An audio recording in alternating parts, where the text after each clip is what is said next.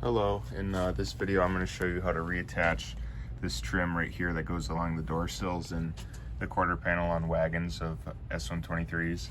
This piece of trim got this flat side towards the bottom. It attaches that molding by using these clips. These clips are from the factory riveted on right in these holes that go along here. So whether you just broke one off and want to put it back on, what you're going to need to do is knock the rivet head out of this if it's stuck in it. I don't exactly know what size rivets they are, but they're common. You can find them at your hardware store. We want to rivet it in from the top. That way the rivet head will be recessed in this clip, so the piece of trim will slide on through these two tabs right there. And once we do that, we can just we'll fix whatever's broken in your case, or if they're all out, and then we can slide the trim in, and then it's done. So here's what it looks like before I officially put the rivet in.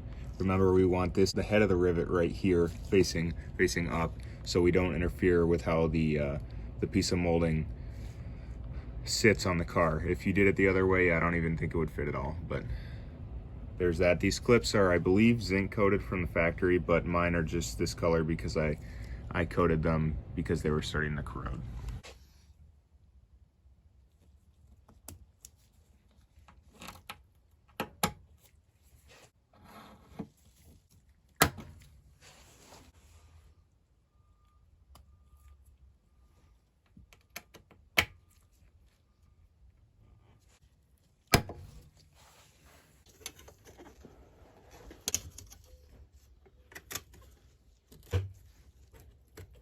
Okay.